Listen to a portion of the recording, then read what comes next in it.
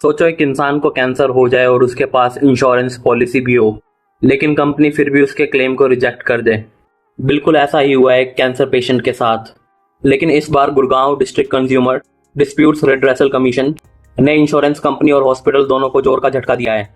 Patient ने एक insurance company से एक इंश्योरेंस पॉलिसी ली थी और पॉलिसी लेने से पहले अपनी सारी मेडिकल रिपोर्ट्स इंश्योरेंस कंपनी को भी दिखाई थी, और बाद में उन्हें कोलोन कैंसर हुआ और उन्हें हॉस्पिटल में एडमिट होना पड़ा।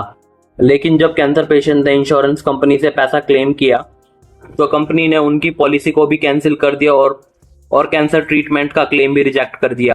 लेकिन इंश्योरेंस कंपनी का कहना है कि पेशेंट को पहले से ही 20 to 30% हार्ट ब्लॉकेज था।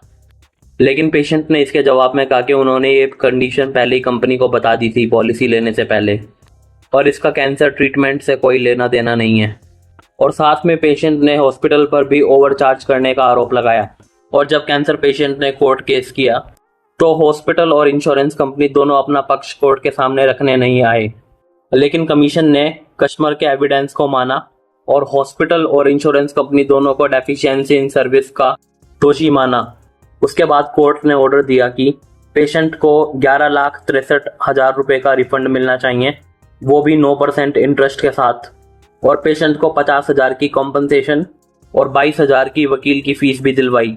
और साथ ही इंश्योरेंस पॉलिसी को उसकी नेचुरल एक्सपायरी डेट तक कंटिन्यू करने का भी ऑर्डर दिया।